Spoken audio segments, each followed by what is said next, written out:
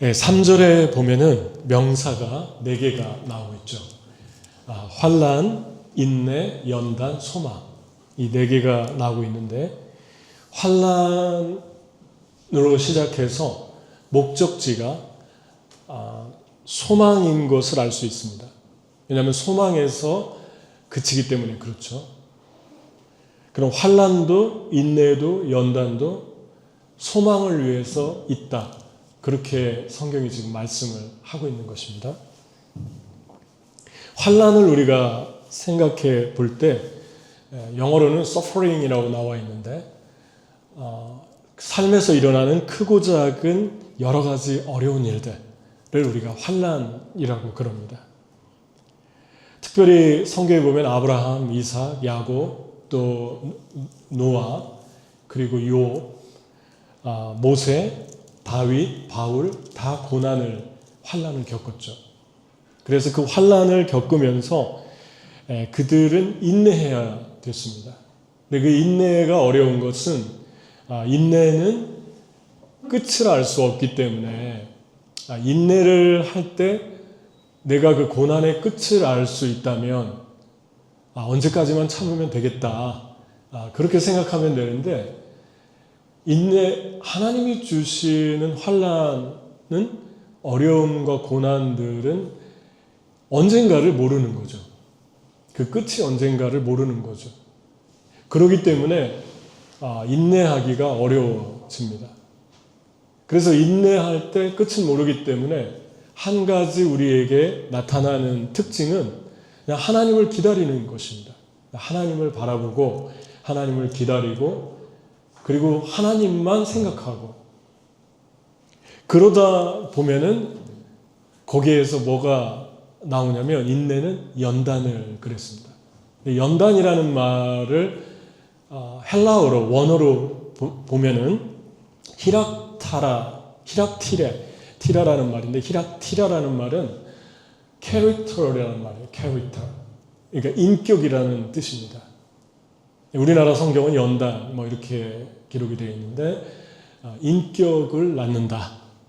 왜 인격을 낳을까요? 하나님을 바라보니까 하나님 닮아가는 거죠. 우리가 누군가를 바라보고 있으면 그 사람을 닮는다고 하잖아요. 그래서 부부가 서로 닮잖아요. 가장 가까이 있는 사람을 닮지 않습니까? 친구를 닮고 맨날 보니까 그래요. 하나님을 계속 바라보면 하나님 닮아가죠. 하나님을 생각하니까. 그래서 우리 안에 있는 사랑도 보고 동시에 그 하나님 바라보는 그 기간에 교만도 보고 또 겸손도 보고 교만도 보고 사랑도 보고 미움도 보고 또 진실함도 보고 진실하지 않는 거짓도 보고 여러 가지들을 보게 됩니다. 우리 내면에. 그러면서 우리가 인격이 바뀌기 시작하죠. 나도 모르는 사이에 인격이 하나둘씩 변해갑니다. 예를 들면 바나바와 바울이 서로 동역자 관계였고 선교사로 처음 헌신했는데 두 번째 선교 나갈 때 마가를 데려갔죠. 마가는 바나바의 조카입니다. 마가가 밤벨리아에서 갑자기 떠났어요. 떠난 이유는 안 나오는데 너무 힘들었던 것 같아요. 그러니까 선교하는데 차질이 생겼고 바울은 아주 불쾌하게 생각했죠. 그래서 그 다음에 또 선교여행을 떠나는데 마가를 데려가자고 바나바가 하자고 하니까 바울이 아주 강경하게 반대해서 둘이 심하게 싸우게 됩니다. 그리고 서로 흩어집니다. 바울은 실라 데려가고 그리고 바나바는 마가를 데리고 각자 다른 길로 루트를 정해서 떠나게 됩니다. 근데 그로부터 16년 정도, 17년 정도 지났을 때 바울이 디모데후서를 쓰고 순교 2년 후에 정도에 네로 황제 때 순교하는데 거기에 보면 마가를 데리고 와라 그럽니다. 그 마가를 16년 전에는 아주 강경하게 거부했죠. 그런데 마가를 데리고 와라. 그가 나의 일에 유익하다. 감옥에 갇힌 채로 그런 모습을 보면 바울의 모습이 은혜스러워졌죠. 바울의 부드러워진 것을 보게 됩니다. 성품 자체가 부드러워집니다. 그러면 디모데후서를 맨 나중에 죽기 직전에 썼고 마가를 거부하던 때는 주님을 만나자마자 초창기였는데 로마서의 환난은 인내를, 인내는 연단을, 이것도 바울이 썼는데 이건 언제쯤이었을까요? 그 중간이라고 보면 됩니다. 그러니까 바울이 깨달은 거예요. 바울이 시간이 지나면서 환난이 인내를 만들어내는구나. 그리고 인내가 연단을 만들어 인격을 만드는구나. 그거를 깨달은 거예요. 여러분, 소망과 인격의 관계를 한번 생각해 보죠. 지금은 환난으로 시작해서 인내, 연단, 인격, 소망을 만들어낸다를 얘기했는데 그러면 소망과 인격의 관계는 무엇일까? 특별히 인격에 대해서 중요하게 우리가 생각해 볼 필요가 있습니다. 하나님이 만드시고 싶은 인격이 뭘까요? 세상 사람들도 인격이 좋다 이런 말들을 듣는 사람들이 있습니다. 사람이 좋다, 사람이 착하다, 하나님 안 믿어도 그런 말을 듣는 분들이 우리 주변에 있어요. 또 실제로 보면 착한 구석들이 많이 있습니다. 말을 해보고 보면 양심적인 것 같기도 하고 친절하고 이런 믿지 않는 분들, 이런 분들이 많이 있어요. 그런데 하나님이 만들고 싶은 인격은 특징이 있습니다. 그런 인격들하고 비슷한 점도 있지만 다른 점이 있어요. 그게 성경에서 예를 들어서 종합을 해보면 출애굽기에 나오는 사람들을 우리가 예로 든다면 산파가 제일 먼저 나오죠. 출애굽기 1장에. 그래서 바로가 아이가 나면 이스라엘 백성이 너무 많아지니까 아이가 나면 딸은 살리고 아들이면은 다 죽여라. 그랬는데 그 이스라엘의 산파들이 하나님을 두려워하여 왕의 말보다 하나님을 더 의식해서 아이들을 살리게 되죠. 그건 그 두 사람이 목숨을 건 거죠. 그랬더니 하나님이 산파의 집에 복을 주었다. 그들에게 복을 주었다. 그렇게 말씀하고 있습니다. 그러니까 바로가 그것도 안 되니까 잔인한 방법을 선택했죠. 그게 뭐냐면 애굽에 있는 이집트 사람들에게 이스라엘 사람들의 아기가 태어나면 남자아이는 전부 나일강에다 던져라. 그랬어요. 근데 이게 왜 무섭냐면은 이집트의 공무원들이 가서 경찰들이 가서 체포를 하는 게 아니라 그냥 이집트 사람들에게 그런 권위를 부여한 거예요. 그러니까 나치가 유대인들을 학살하듯이 그런 어마어마한 잔인함과 삭막함과 두려움이 거리와 집에 가득 찼던 거죠. 상상을 해보십시오. 아기가 태어나면 옆에 사는 사람이 이집트 사람들이 같이 사는데 윗집에 살고 아랫집에 사는 사람이 아기 울음소리 들으면 와서 죽이는 거예요. 그런 어마어마한 명령을 내렸습니다. 그런데 모세의 엄마 요게벳과 아버지 아므람이라고 나와 있어요. 이 두 사람은 히브리서에 보면 석 달 동안 바로의 명령을 무서워하지 않고 아이를 숨겼다. 근데 그 앞에 한마디가 더 붙어요. 믿음으로. 이것도 목숨을 건 모험이잖아요. 바로가 알면은 이제 다 죽을 그런 상황이죠. 그럼에도 이들은 하나님을 두려워했어요. 두렵고 떨림으로 하나님을 두려워했어요. 하나님을 두려워하니까 사람이 그렇게 무섭지가 않은 거예요. 바로도 무섭지가 않은 거예요. 이 특징이 드러나지 않습니까? 하나님이 만들고 싶은 특징이 이런 것입니다. 인격이. 그러니까 세상에 사람 좋습니다. 착합니다 하고 현저하게 차이나는 부분이 바로 이 부분이죠. 갈렙과 여호수아도 마찬가지입니다. 이스라엘 백성이 다 저 땅은 못 들어갑니다. 가나안 땅은 상대도 안 됩니다. 우리는 메뚜기입니다. 그래 부정적인 보고를 듣고 그 정탐꾼 10명과 백성들이 울고 있을 때 이 두 사람만 하나님이 원하시면 들어갈 수 있습니다. 그러니까 하나님의 만들고 싶은 인격은 수만 수천의 사람들이 다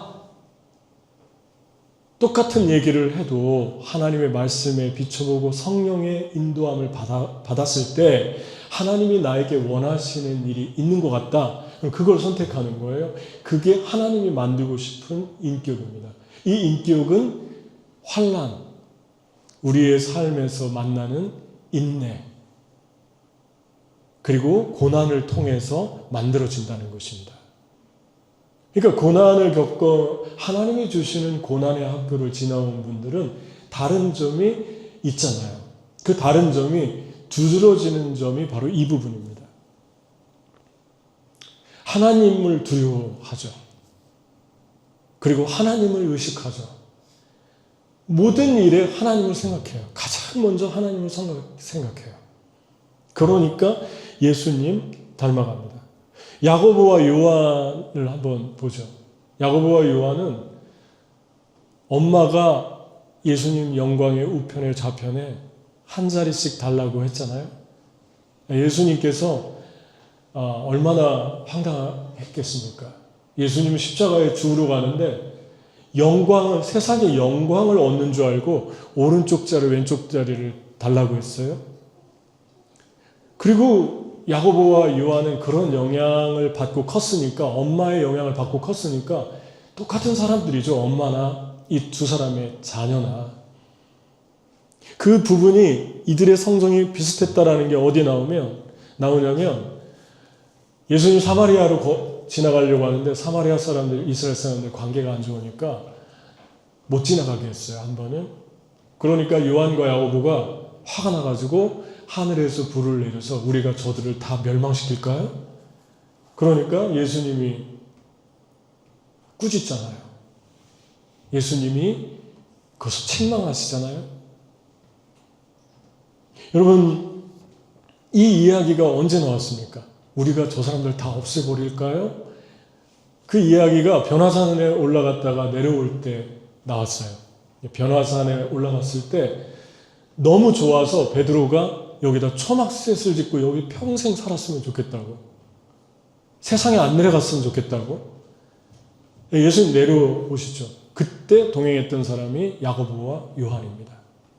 야고보와 요한이 이렇게 아무것도 배려하지 않고 교만해지고 혈기를 부릴 때가 언제였냐면 가장 하나님의 은혜를 많이 받고 변화산에서 황홀경을 체험할 정도로 은혜를 받은 직후였어요. 성경의 문맥을 읽어보면. 여러분, 우리가 넘어질 때는 정말 하나님 앞에 나는 죄인이고 하나님 나는 주님이 붙들어주지 않으면 살 수 없고 오늘도 예수님의 은혜를 의지해서 정말 주님께 내가 나갈 수 없는 사람이지만 주님의 긍휼을 구합니다. 그런 겸손한 마음을 가질 때가 아니라 내가 세상에서 은혜 제일 많이 받은 것 같고 내가 가장 영적인 것 같고 내가 다른 사람들보다 가장 신실한 것 같고 가장 하나님 말씀에 맞춰서 사는 것 같을 때 그때 이런 소리를 우리가 할 수 있어요. 우리가 저 사람들 다 없애버릴까요? 저 세상 사람들 다 그냥 우리가 처리할까요? 이랬던 사람이 제일 먼저 야고보가 순교를 하죠. 이랬던 사람들이. 사도 중에서 제일 먼저 순교, 헤롯 왕이 제일 먼저 죽였다는 것은 그만큼 영향력이 컸다는 것입니다. 예수님의 오른쪽 왼쪽에 앉고 싶었던 사람이 이름 없이 빚도 없이 그냥 주님을 위해 살다가 사라졌어요. 요한은 어떻게 살았습니까? 요한은 제일 빛나게 살고 싶었는데 예수님 이름을 의지해서 사람들에게 가장 영광을 받고 살고 싶었는데 예수님이 돌아가시면서 12제자 중에 자기 어머니를 부탁하죠. 그 제자가 요한이죠. 내 어머니다. 너의 어머니다. 내 어머니 마리아를 부탁한다. 그때부터 요한이 자기 집에 모시니라. 여러분, 나이 든 사람을 자기 집에 모시는 거는 가장 하기 싫은 일일 수 있잖아요. 빚도 안 나고 이름도 안 나고 가장 부담스럽고 가장 사람들이 꺼리는 일일 수 있어요. 병들고 나이 많고. 그런데 그 일을 왜 하필 요한에게 시켰겠습니까? 요한이 바뀌고 변화된 거죠. 그리고 요한에게 요한계시록을 열어줍니다. 요한 1서, 2서, 3서를 쓰게 합니다. 요한복음이 다른 복음에 등장하지 않는 내용 중에 하나가 구체적으로 적은 것이 예수님이 제자들의 발을 씻긴 내용은 요한밖에 기록하지 않았어요. 요한이라는 저자가 왜 그토록 예수님이 제자들의 발을 씻긴 부분을 그렇게 디테일하게 적었을까요? 보는 관점이 바뀐 거예요. 거기에 관심이 있어야만 그런 기사를 쓸 수 있는 거예요. 어떤 사람이 어떤 책의 저자가 책을 쓸 때 자기가 관심 있고 자기가 생각하는 것을 쓰기 마련입니다. 섬김의 부분을 디테일하게 일어났던 일을 적었다는 것은 거기에 관심이 있다는 거예요. 요한은 남들이 보지 못하는 부분, 작은 부분, 그리고 사람들이 가려진 부분, 남들이 예수님의 모습을 보는데 보지 못하는 부분, 그런 부분에 관심이 갔다는 것은 그런 인격으로 바뀌었다는 것입니다. 그러니까 우리가 어떤 걸 좋아하는가를 보면 내가 어떤 사람인지를 아는 거예요. 내가 어떤 걸 좋아하나, 내가 어떤 기사를 좋아하나, 내가 어떤 사람들을 좋아하나는 내가 어떤 사람인가를 결정합니다. 여러분,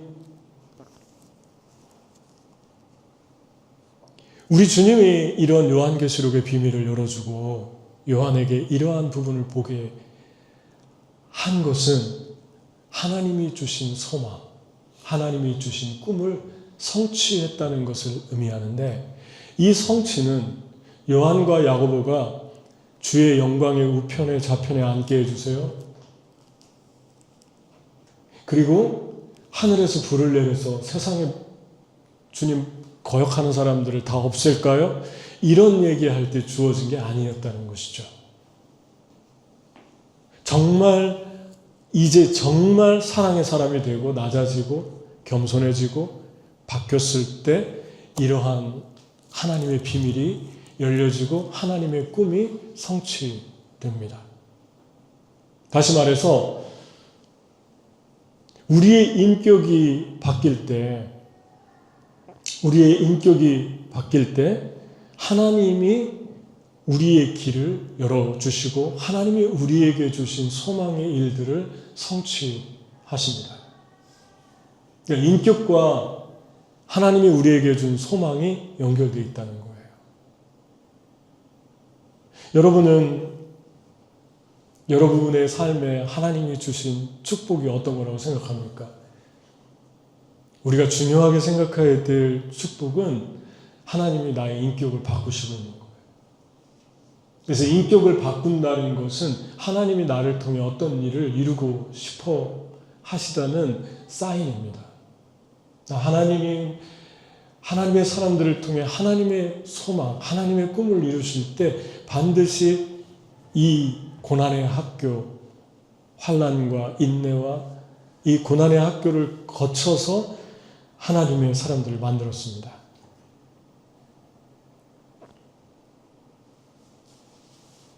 그럼 이제 한 가지 생각해 볼 것은 소망은 무엇일까요? 첫 번째 두 가지 특징이 있는데, 수치를 당하지 않는다. 하나님의 소망은.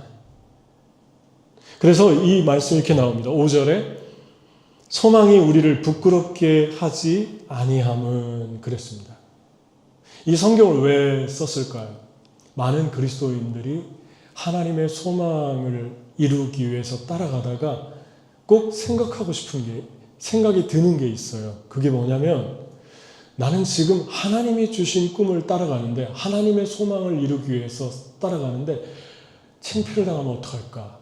이게 안 되거나 아니면은 뭐가 잘못돼서 사람들에게 수치를 당하면 어떻게 할까? 이런 생각을 할 수 있습니다. 하나님을 따르는 분이라면 반드시 할 것 같아요.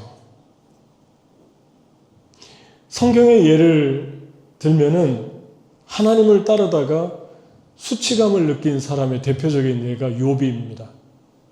첫 번째 사람들에게 수치감을 느낀 게 욥기서에 기록이 되어 있는데 이렇게 고백했어요. 욥기서 19장 13절 15절 나의 형제들이 나를 멀리 떠나게 하시니 나를 아는 모든 사람이 내게 낯선 사람이 되었구나. 내 친척은 나를 버렸으며 가까운 친지들은 나를 잊었구나. 내 집에 머물러 사는 자와 내 여종들은 나를 낯선 사람으로 여기니 내가 그들 앞에서 타국 사람이 되었구나.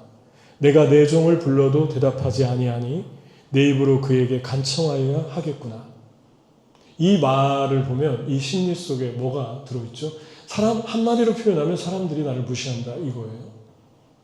사람들이 전에는 안 그랬는데 내가 잘 살고 내 명예가 사람들에게 존중받고 그럴 때는 나의 가까이에 다 있었고 내 말에 다 귀를 기울였는데 이제는 모든 사람이 나에게 등을 돌리는구나. 사람으로부터 거절감을 느낀 거예요. 하나님의 꿈이 사라지고 고난의 길을 통과하면서 가졌던 거절감입니다. 근데 사람에게만 거절감을 가진 게 아니라 하나님에게 거절감을 가졌어요. 그 말씀이 욥기서 10장 8절 9절에 나옵니다. 하나님 당신의 손으로 나를 빚고 지으셨는데 이제 와서 내게 등을 돌리시고 나를 없애려 하십니까? 당신께서 진흙을 빚듯 이 몸을 빚으셨음을 돌이켜 생각하소서. 이제 와서 어찌 나를 다시 티끌로 되돌려 보내려 하십니까? 또 하나님에 대한 거절감이죠. 나를 왜 이렇게 대하시는 것입니까? 그 고난에 이런 고난을 겪으면서 왜 하나님에 대한 이런 거절감을 가졌을까라고 얘기하는 것도 교만인 것 같아요. 왜냐하면 우리는 욥 같은 고난을 겪어보지 않았기 때문에 하루아침에 자녀가 10명이 죽고 사업이 다 망하고 몸에 병까지 걸리고 자기 아내는 하나님을 욕하고 죽으라고 하고 이런 고난은 성경에서 당해본 사람이 없을 정도로 고난이 아주 최고의 고난입니다. 그러니까 이 사람을 누가 정죄하겠어요? 이 사람이 어떻게 반응해도 우리는 이런 고난을 안 당해 봤기 때문에 함부로 욥을 정죄할 수는 없습니다. 하지만 욥기서를 기록하게 한 목적을 생각해 보면 한 가지 하나님께서 우리에게 주시는 메시지는 너희가 크고 작은 고난을 지날 때 욥이 너희의 거울이 되고 욥이 지나간 그 길이 너희의 모델이 되게 해라. 이 메시지가 있습니다. 그러니까 어려울 때 욥을 봐라. 욥기서를 펼쳐서 읽어봐라. 거기에 흐르고 있는 어떤 원리와 메시지가 있는데 그 메시지가 뭐냐면 욥이 처음에는 주신 자도 하나님이고 가져간 자도 하나님이니까 하나님 영광 받으세요. 이렇게 멋지게 고백한 게 1장, 2장 초두에 나와요. 고난받을 때. 근데 시간이 지나면서 하나님에 대한 거절감은 19장 뒤로 갈수록 시간이 지나면서 욥이 약해졌죠. 그리고 사람에 대한 거절감이 19장, 하나님에 대한 거절감이 10장. 제가 좀 이게 혼동했네요, 두 개를. 하나님에 대한 거절감이 10장, 사람에 대한 거절감이 19장. 근데 이런 거절감이 맞았을까요? 욥이 하나님을 이렇게 생각한 게 맞았을까요? 1장에 욥에 대한 하나님의 생각이 나옵니다. 사단이 와서 그랬어요. 사단이 와서 욥을 비난하니까 하나님이 사단에게 이렇게 얘기했어요. 1장 8절에 고난이 있기 전입니다. 내가 내 종 욥을 주의하여 보았느냐? 그처럼 진실하고 정직하며 나를 두려운 마음으로 섬기고 악을 멀리하는 사람은 세상에 없다. 하나님 되게 자랑스러워하시죠. 욥기 2장 3절 내가 내 종 욥을 주의하여 보았느냐? 그처럼 진실하고 정직하며 나를 두려운 마음으로 섬기고 악을 멀리하는 사람은 세상에 없다. 내가 나를 자극하여 아무 이유 없이 그를 해치게 하였으나 그는 여전히 진실을 간직하고 있다.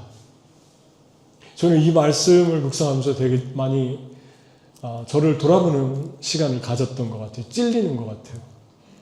저는 제 자녀나 제 주변의 사람들을 먼저 자랑스럽게 생각할 때 이런 부분도 생각하는데 어떨 때는 열심히 사는 것, 세상에서 눈에 보이는 어떤 물질적인 것, 소유 이러한 것들을 먼저 생각할 때도 가끔 있어요. 항상은 아니지만 성공했다. 그 사람 또 내 자녀 또 내 주변 사람 대단해.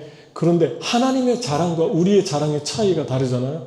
하나님이 지금 자랑스럽게 생각한 게 뭡니까?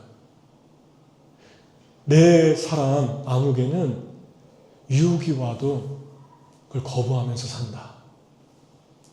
쉽게 넘어지지 않고 타협하지 않는다. 내 사람은 어려울 때 무릎 꿇고 먼저 기도한다. 내 종 욥은 꼭 거짓말할 상황이 되어도 거짓말 안 하려고 엄청 노력한다. 좀 풀어서 얘기하면 악한 생각이 들 때마다 나에게 엎드려 기도한다. 삶에서 어려울 때, 고난이 오고 어려움이 올 때 마귀가 유혹해도 타협하지 않고 꿋꿋하게 나의 길을 걸으려고 한다. 그걸 지금 자랑스러워 하잖아요. 이게 하나님의 자랑입니다. 그러니까 여러분의 삶에서 이런 부분이 있다면 하나님 생각을 하세요. 하나님 오해하지 마세요. 고난이 오고 어려움이 와도 하나님의 생각과 욥의 생각은 달랐어요. 왜 나를 버렸습니까? 왜 나를 이렇게 대접합니까? 이제 와서 왜 나에게 등을 돌렸습니까? 하나님이 등을 돌렸습니까? 하나님이 욥을 무시했습니까? 거절했습니까? 욥은 이것을 영적으로 봤어야 됐어요. 성령 충만함으로 이 세계를, 영적인 세계를 들었어야 됐어요. 그때 우리가 계속 성령 충만하게 주님을 따를 수가 있습니다. 예수님의 차이, 욥과 예수님의 차이가 있어요. 세상에서 가장 고난과 고통을 겪은 분이 예수님입니다. 근데 그 고난이 너무 커서 그 십자가의 고난, 그 십자가에서 받은 정신적인 고난, 육체적인 고난, 그리고 영적인 고난이 너무 잔인했기 때문에 욥보다 더 컸던 것 같아요. 왜냐하면 욥도 자녀가 죽는 고난을 당했는데 자기 아버지 하나님이 자기 때문에 괴로워하는 고통을 고스란히 느꼈을 거 아니에요. 예수님이. 그리고 하나님은 자기 아들 때문에 받는 고통을 너무도 처절하게 경험했어요. 그러니까 욥보다 더 큰 고통이 하나님과 예수님에게 지금 있는 거예요. 여러분, 예수님이 어떤 고난 받았습니까? 예수님 얼굴에 침을 한 번 뱉었다고 생각하죠. 종교 지도자들이 침을 뱉었고 끌고 나와서 로마 군인들이 또 한 번 침을 뱉습니다. 얼굴에 침이 마르지도 않았는데 그 위에다 또 뱉었어요.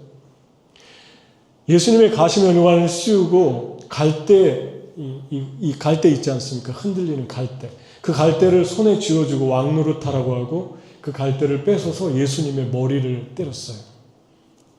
그러니까 어마어마한 수치를 준 거죠. 예수님 옷을 벗겼다 입힌 걸 3번 했어요.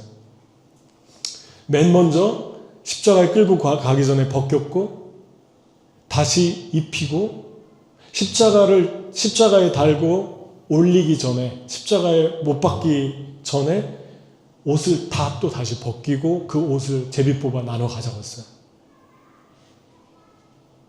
한 번이 아니라 3번에 걸쳐서 입혔다 벗겼다를 반복했어요. 여러분, 예수님의 뺨을 때리고 누가 때렸는지 알아맞혀 보라고 그랬어요. 그리고 그 외에 머리를 찔린 것, 그 가시는 6cm에서 7cm로 예상하는데 그 가시가 뇌를 뚫고 지나갔어요. 그리고 손, 뼈를 관통하는 고통, 다리, 그다음에 옆구리, 그리고 가장 잔인했던 건 채찍으로 한 번씩 때릴 때마다 다 떨어져 나가는 살점. 그래서 보통은 그 채찍에 맞고 다 죽는데요, 거기가. 사람들이. 그런 어마어마한 고통. 봉이 있는데 그 나무 봉에 9개의 구멍을 뚫어서 거기에 채찍을 매달고 그 채찍에다가 동물의 뼈와 그런 것들을 붙여서 때려서 잡아당기면 몸이 다 찢어지는 고통이죠. 그러니까 이러한 고통에 더불어 비웃음과 조롱과 그리고 제자들의 그 배반과 모든 고통을 다 겪었는데 욥처럼 얘기하지 않았어요. 예수님 뭐라고 얘기하냐면 왜 나에게 나를 버리셨습니까? 이 말을 한 번 했지만 이렇게 얘기했습니다. 내 영혼을 아버지 손에 부탁합니다. 아버지 저들의 죄를 용서해 주세요. 욥은 마지막에 하나님이 너를 비웃고 정죄하는 너의 친구들의 죄를 용서해 줘라. 그들이 용서를 구할 때.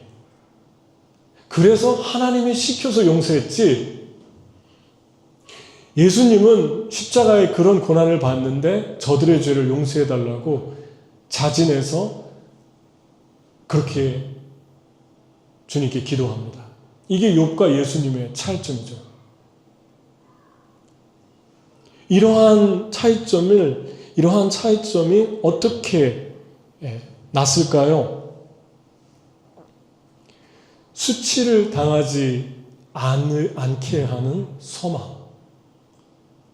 다시 말씀드리면 수치는 어디에서 옵니까? 수치는 나의 죄성에서 수치감이 일어납니다. 쉐임이 일어납니다. 내가 만들어낸 거예요. 하나님은 나를 수치롭게 생각하지 않는데 내가 수치로운 거예요. 내 열등감, 내 죄, 또 내 영혼이 하나님과 깊은 관계로부터 멀어져 갈 때 그때 내가 만들어내는 게 수치감입니다. 수치감은 모든 열등감과 죄와 연약함과 전부 연결되어 있어요. 그런데 예수님은 수치감을 느끼지 않습니다. 욥은 수치감을 느끼는데 욥은 사람들에 대해 수치감을 느끼면 수치감은 미움으로 다시 되돌리죠.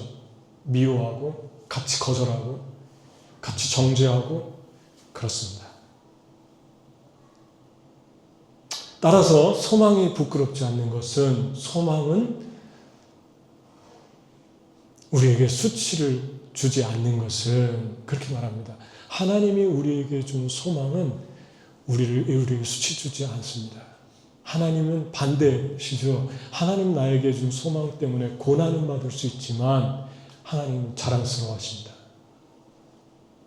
하나님 저와 여러분이 주님 때문에 수치를 받고 정죄를 받고 어려움을 받아도 주님의 길을 계속 갈 때 주님이 여러분과 저를 자랑스러워하십니다.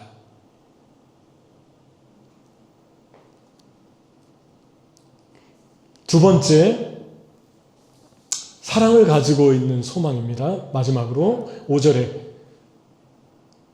이 희망은 풀어서 쓴 알기 쉬운 성경이에요. 이 희망은, 이 소망은 우리를 실망시키지 않습니다. 그것은 하나님께서 우리에게 주신 성령으로 우리 마음에 그분의 사랑을 부어주셨기 때문입니다.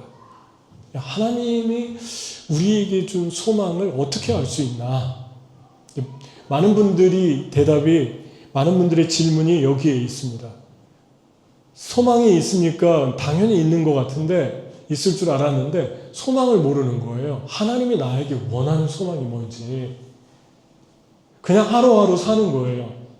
대부분 여기에서 의외로 대답을 잘 못해요. 나는 잘 모르겠다. 하나님이 주신 소망은 이 말씀에 들어있잖아요. 답이. 뭐라고 얘기하십니까? 소망이 부끄럽지 않는 것은 우리에게 주신 성령으로 말미암아 하나님의 사랑이 우리에게 부은 바 되느니 너희 소망이 부끄럽지 않게 하기 위해서. 다시 말하면 하나님이 주신 소망은 사랑이 필요하다고 그럽니다. 그러니까 하나님의 사랑이 내 안에서 일어나는 일들, 하나님의 사랑이 내 안에서 누군가에게 흘러가는 일들, 하나님의 사랑이 누군가에게 도움이 되는 일들, 그게 하나님 여러분 것에게 준 소망이에요. 그게 직업을 통해 나타날 수도 있고, 탤런트를 통해 나타날 수도 있고, 언어를 통해 나타날 수도 있고, 관계를 통해 나타날 수도 있고, 그게 하나님이 여러분들이 하기를 원하는 일입니다. 그러니까 여러분, 내가 이 일을 하는데 자꾸만 내가 사랑이 일어나요. 내 안에서. 내가 이런 관계를 맺는데 내 안에서 자꾸만 이것만 하면 사랑이 더 많아져요. 더 풍성해져요. 그게 하나님이 여러분에게 준 소망입니다. 여러분, 성경에 이런 말이 있어요. 되게 멋진 말인데 잠언서 17장 17절 친구는 사랑이 끊이지 아니하고 형제는 위급한 때를 위하여 낳느니라. 여기서 멋있는 말이 낳다라고 하는 말이에요. born이라는 말. born. 그러니까 내가 태어났는데 태어난 이유를 분명히 말하잖아요. 너의 형제와 너의 자매가 어려울 때 도와주라고. 위급한 때를 위하여 너가 태어났다. 여러분, 그걸 생각해 본 적이 있습니까? 성경이 명료하게 얘기하잖아요. 그러니까 여러분의 삶에서 여러분의 삶에서 누군가에게 도움을 주고 누군가를 위로하고 누군가를 사랑하고 누군가를 살리고 그것을 위해서 저와 여러분이 태어났다고 하는 걸 생각해 보신 적이 있습니까? 형제는 왜 있을까요? 육체적인 혈연은 왜 있을까요? 육체적인 가족은 왜 있을까요? 사랑하라고 주님이 이 땅에 우리를 태어나게 하셨대요. 위로하라고 태어나게 하셨대요. 그것을 여러분 생각해 본 적이 있습니까? 아담에게 하와를 왜 줬을까요? 내가 너를 위해서 돕는 배필을 주겠다. 한마디로 분명한 명료한 답은 하나예요. 결혼 왜 합니까? 서로 돕고 사랑하라고 결혼하는 거예요. 그게 배우자예요. 그게 그냥 너무 심플하잖아요. 간단하잖아요. 여자는 남자를 도와주고 사랑하라고 있는 거고 남자는 여자를 도와주고 사랑하라고 있는 것, 그래서 우리가 존재하는 거예요. 그게 부부고 그게 친구라고 말씀합니다. 친구도 이래서 있고 가족도 이래서 있습니다.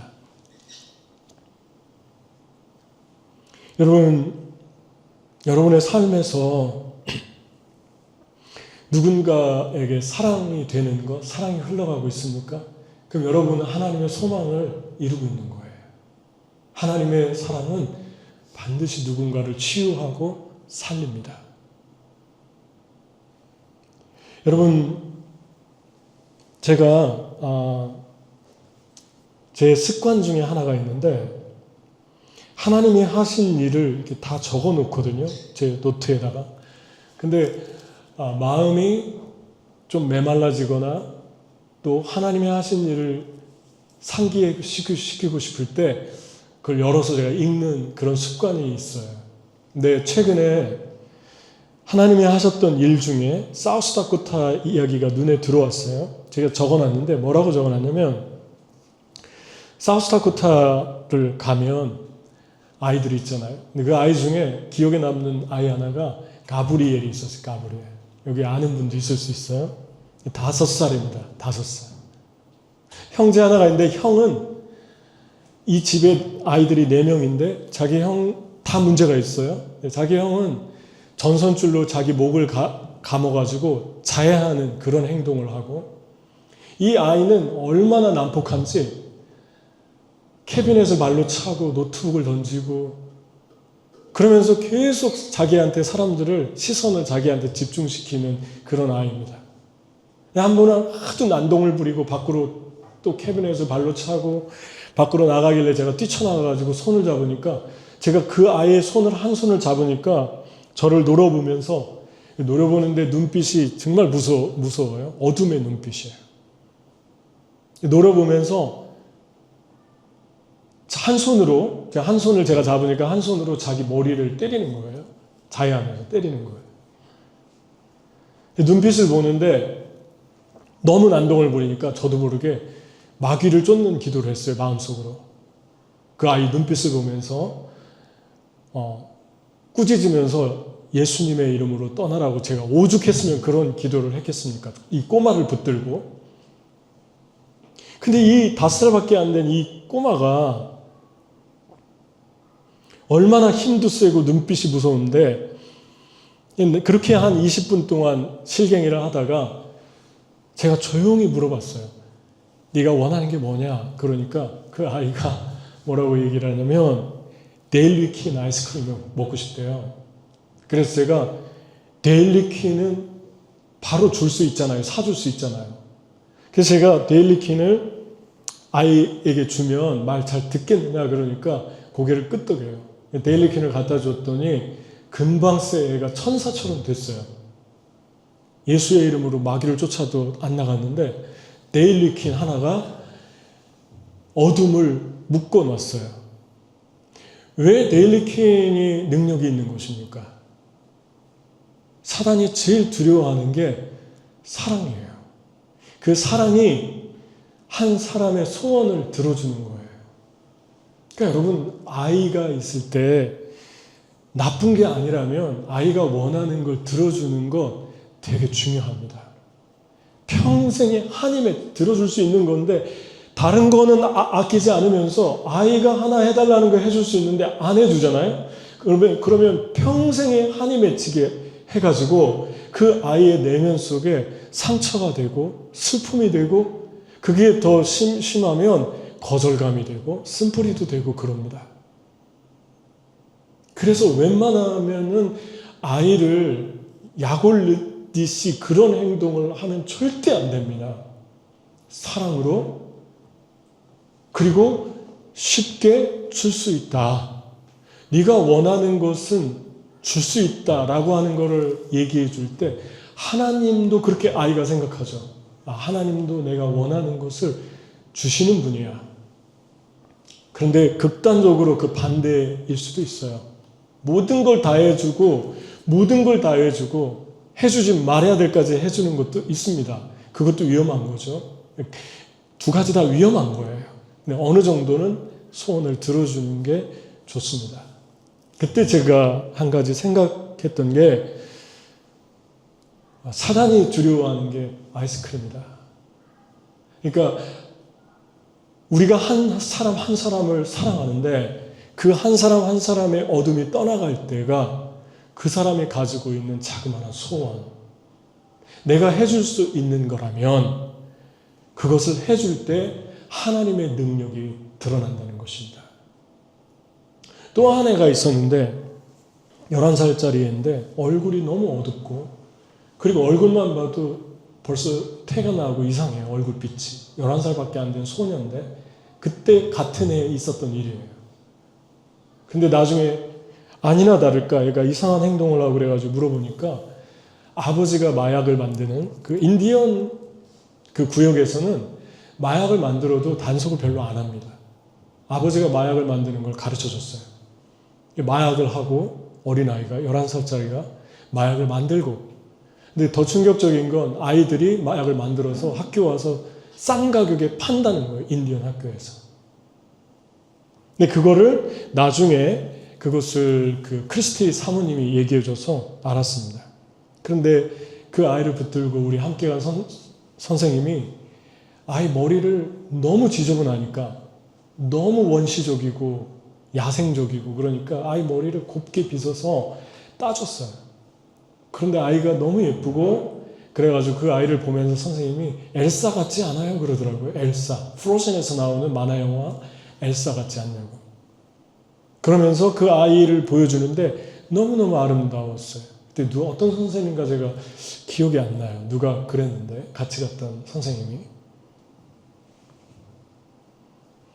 여러분, 능력은 사랑에 있는데 그 사랑은 그 아이가 가지고 있는 엘사 같은 얼굴을 다시 찾게 해주는 것입니다. 이 다시 찾게 해주는 능력은 한 가지밖에 없어요. 하나님이 변화시킨 인격. 하나님이 변화시킨 인격에서 드러나는 것은 세상의 사람 좋고 착한 것과 다른 점이 있는데 하나님의 사랑, 성령을 통한 하나님의 능력이 우리 안에 부어지는 것입니다. 그래서 하나님의 사랑을 우리 안에 부어줘서 소망이 부끄럽게 하지 않는다는 말은 하나님이 준 소망과 사랑은 붙어있구나 를 생각하게 됩니다. 여러분, 성령 충만하고 싶습니까? 성령을 통해 우리에게 사랑이 부은 바 되었으니. 성령 충만하게 부어주실 때가 언제입니까? 사랑할 때예요. 성령 충만은 기도로만 받는 게 아니고, 성령 충만은 앉아서만 받는 게 아니고, 지식적으로 하나님을 깨닫는 것만 받는 게 아니고, 누군가를 사랑하잖아요? 그러면 성령을 통해 더 부어주십니다. 그리고 또 사랑하잖아요? 그 사랑을 쓰잖아요? 그럼 그 다음에 또 부어주십니다. 왜 부어줄까요? 소망을 이루기 위해서. 하나님의 꿈을 이루기 위해서. 그래서 성경이 말씀합니다. 우리가 환난 중에도 즐거워하나니 환난은 인내는 연단은 소망을 이루는 줄을 알미니라. 소망이 우리를 부끄럽게 하지 아니함은 우리에게 주신 성령으로 말미암아 하나님의 사랑이 우리의 마음에 부은 바 됨이니. 적용 두 가지 하고 마치겠습니다. 하나님이 사랑하라고 하시는 사람은 누군가? 작은 소원들을 들어주라고 하시는 사람은 누군가? 내가 가진 것을 가지고 아이스크림 하나를 사주라고 하는 사람은 누군가? 그 다음 두 번째, 하나님이 나를 자랑스럽게 생각하는 부분은 무엇인가? 하나님이 저와 여러분을 보면서 나는 네가 참 자랑스럽다. 마귀에게도 자랑하고 싶은 부분이 무엇인가? 같이 기도하겠습니다.